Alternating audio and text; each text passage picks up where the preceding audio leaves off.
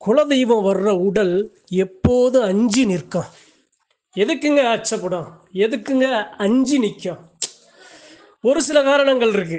அந்த காரணங்களை தான் இன்னைக்கு அறிவு நண்பர்களுக்கு நான் அறிஞ்சதை என்னுடைய தனிப்பட்ட கருத்தை பகிர்ந்து கொள்ள ஆசைப்படுறேன். குலதெய்வம்னாலே அச்சம் இல்லைங்க, குலதெய்வம்னாலே ஊக்கங்க, குலதெய்வம்னாலே சக்தி அப்படின்னு தான் எல்லாரும் கேள்விப்பட்டிருப்போம். ஆனால் ஒரு சில நேரங்களில் ஒரு சில இடங்களில் அந்த தெய்வமே அஞ்சி நிற்கிற ஒரு சில நிலைகள் ஏற்படும். அந்த நிலைகள் என்னென்ன அப்படிங்கிறது தான் இன்னைக்கு அறிவு நண்பர்கள்ட்ட பகிர்ந்து கொள்ள ஆசைப்படுறேன். சரி, எப்போ அஞ்சு நிற்கும்? என் மேலே வர்ற சாமி அஞ்சு நிற்கிறத என் உடம்புல நான் எப்படி உணர்வேன்? எப்போது உணர்வேன்?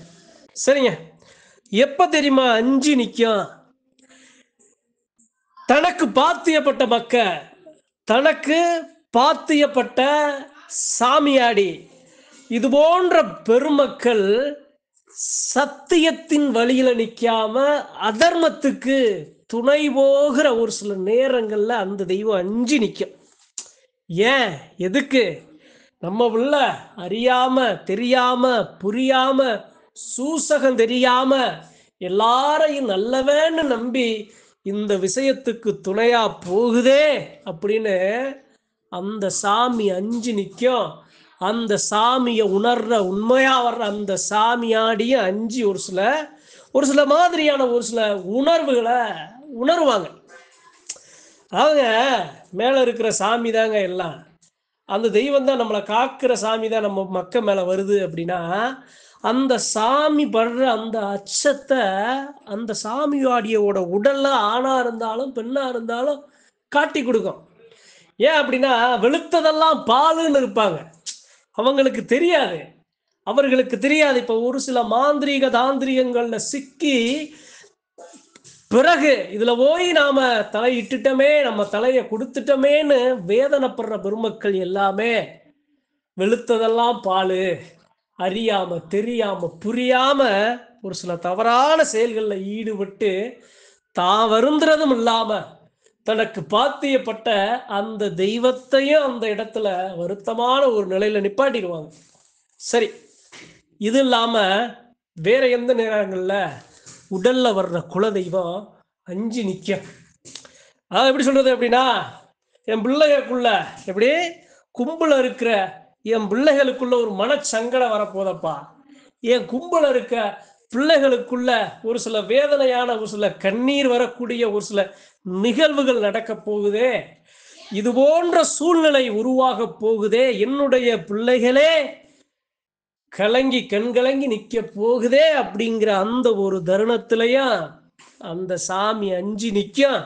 அந்த சாமி வர்ற உடல்ல அஞ்சு நிற்கும். ஒரு மாதிரி பதைக்குங்க, ஒரு மாதிரி பதைக்கும்.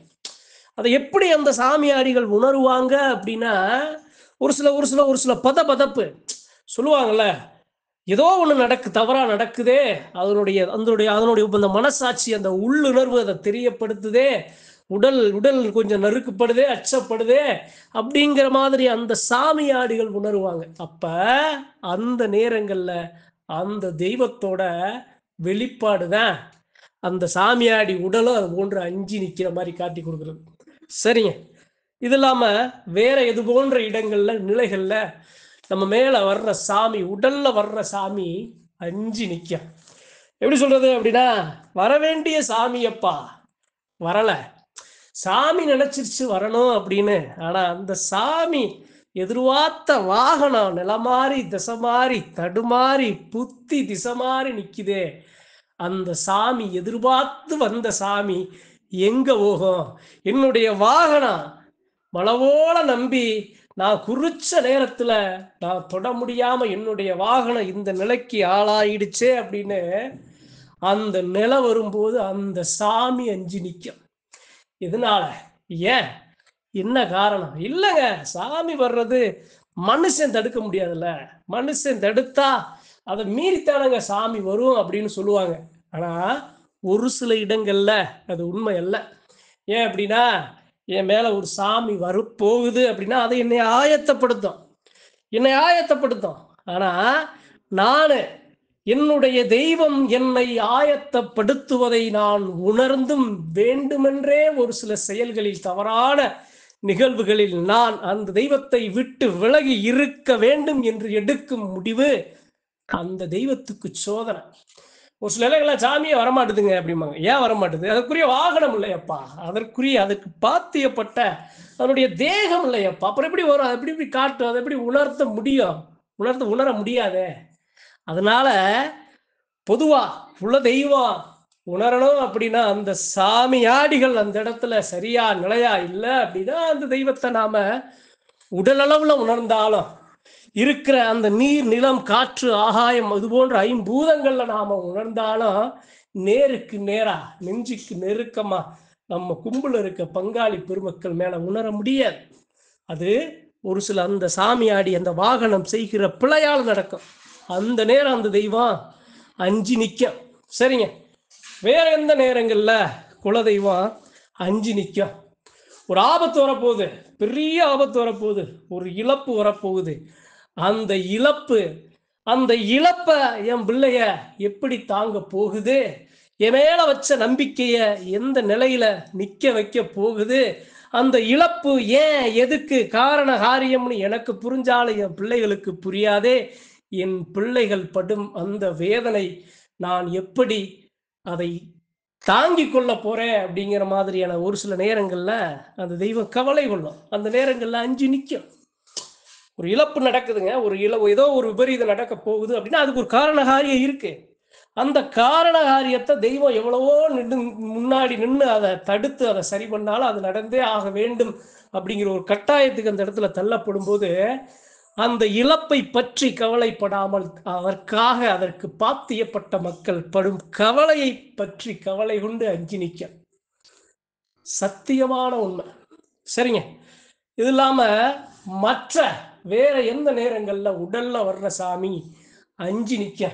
எப்படி ஏப்பா, என் பிள்ளைய ஆதி காலத்துல என்னை அப்படி நினைச்சானுங்கப்பா, என் மேல மலம்பிட்டு நம்பிக்கை வச்சாங்க, நான் தான் நினைச்சு வராத சனம் கூட வந்துச்சு, ஆனா இப்ப என் பிள்ளைய நினைக்க மாட்டுதப்பா, என்னைய வணங்க மாட்டுதப்பா, என்னைய திசை மாறி தடுமாறி என்னுடைய நிலைய உணராம என்னைய நினைக்காம ஒன்னொன்னு ஒவ்வொரு ஓரமா ஒதுங்கி நிக்குதே அப்படிங்கிற நேரத்திலயும் அந்த தெய்வம் அஞ்சு நிற்கும். என்ன காரணம், ஏன் காரணம் அப்படிங்கிறத புரியாம என் தெய்வம் நான் இல்லை, நான் எந்த நிலையில இருக்கேன் அப்படிங்கிறத புரியாம என் பிள்ளைய என் மேல நம்பிக்கை வைக்காம ஒதுங்கி நிக்குதே அப்படிங்கிற நேரங்கள்லயும் அந்த எல்லையில இருக்கிற அந்த தெய்வம் அஞ்சு நிற்கும். சரிங்க.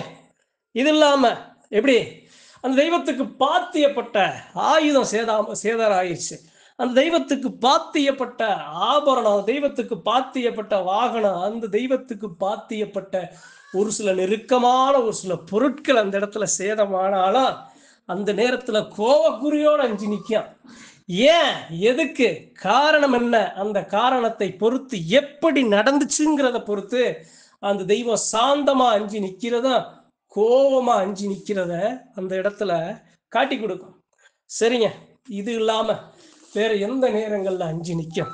தெய்வத்துக்கு பாத்தியப்பட்ட புடி, அந்த தெய்வத்தோட புடிமான என்னுடைய புடி என்னை விட்டு விலகி மற்றவர் கையில் சென்று அது என்னுடைய வீழ்ச்சிக்கு தடையா இருக்கே, இதற்கு காரணம், இதற்கு உரிய மக்களாக இருக்காங்களே, என்னுடைய பிடியை நான் மீட்டு கொண்டு வர வேண்டுமே, அதற்குரிய சரியான செய்தவர்கள் அதற்குரிய பலாபலனை பெற வேண்டுமே அப்படிங்கிற மாதிரியான ஒரு சில நேரங்கள்ல என் பொருள் என்னை விட்டு போயிடுச்சு, அந்த பொருளை நான் விட்டு மீட்டி எடுக்கும் போது ஒரு சில சோதனைகள் நடக்கும், அதையும் நான் தாங்கி சகிச்சு நிக்கணுமே அப்படிங்கிற நேரத்திலயா அந்த தெய்வம் சகிச்சு அஞ்சு நிற்கும். சரிங்க. இது மாதிரி எண்ணற்ற விஷயம். சாமிங்கிறது எல்லாமே நம்ம தெய்வம் நம்மளை காக்கத்தாங்க. ஆனா அந்த தெய்வத்தை புரியாம அறியாம தெரியாம செய்யற ஒரு சில தவறுகள் தான் நம்மளையும் சோதிக்கும், குல மக்களையும் சோதிக்கும், அந்த கும்பையும் சோதிக்கும், அந்த குல தெய்வத்தையும் சோதிக்கும். ஏன் மனுஷன் இன்னைக்கு நாம இன்னைக்கு சண்டையிடுவோம், நாளைக்கு சேருவோங்க, நமக்குள்ள கருத்து வேறுபாடு 1000 இருக்கும். ஆனா தெய்வத்தோட மனநிலை மாறிச்சு அப்படின்னா அதை நாம மாற்றி கொண்டு வர பல வருடங்கள் ஆகும். அந்த தெய்வத்தை நாம பழைய நிலைக்கு திரும்பி வர்றதுக்கு நமக்கு பல வருடம் மற்றும் பல ஜென்மங்கள் கூட ஆகுது. போன தெய்வம் திரும்பி வராம இருந்த தெய்வம் எத்தனையோ தெய்வம் இருக்கு. இது நடந்துருச்சுன்னா அந்த எல்லையை விட்டு போன பெண் தெய்வம் எத்தனையோ தெய்வம் இருக்கு. இது மாறா இருக்கு, இந்த தெய்வத்துக்கு வீழ்ச்சி ஆயிரும், இங்க இருந்தா என்னுடைய சக்தி இங்க இழக்கப்படும் அப்படின்னு எல்லையை விட்டு வெளியே போன தெய்வங்கள் எவ்வளவோ இருக்கு. இருக்கிற சாமி இல்லையே எங்க போச்சுன்னு எல்லாத்தையும் புலம்ப விட்டு அந்த சாமி ஒரு நிலையில நிற்கும். அதுக்கு யாரு காரணம் அப்படின்னா, அதற்கு பாத்தியப்பட்ட ஒரு சில பேர்.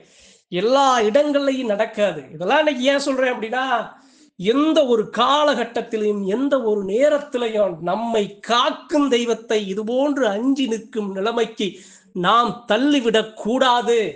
தெய்வம் எப்படி நமக்கு குணமறிந்து மனமறிந்து நமக்கு அனைத்து சேவைகளையும் அனைத்து தீய வினைகள்ல இருந்து நம்மளை காத்து அழகா நம்மளை வழி நடத்தி வருதோ, அதே மாதிரி தெய்வத்தோட மனமறிஞ்சு குணமறிஞ்சு அந்த தெய்வத்துக்கு பாத்தியப்பட்ட மக்க தெய்வம் கேட்காம அதுக்கு செஞ்சு கொடுக்கணுமேங்கிறதுக்காகத்தான் நான் அறிஞ்ச ஒரு சில விஷயங்களை நாம வணங்குற தெய்வத்தையே நாம அஞ்சு நிக்கிற நிலை நாம உருவாக்கலாமா? அப்படி உருவாகினால் அதை நாம் எப்படி சரி செய்ய வேண்டும், அந்த நிலையை எப்படி மாற்ற வேண்டும், எந்தெந்த காலகட்டங்களில் நேரங்களில் தெய்வம் அஞ்சு நிற்கும் அப்படிங்கிறத என்னுடைய தனிப்பட்ட கருத்தை அறிவு நண்பர்களுக்கு பகிர்ந்து கொள்ள ஆசைப்பட்டேன். நன்றி, வணக்கம். மற்றும் ஒரு பதிவில் சந்திப்போம்.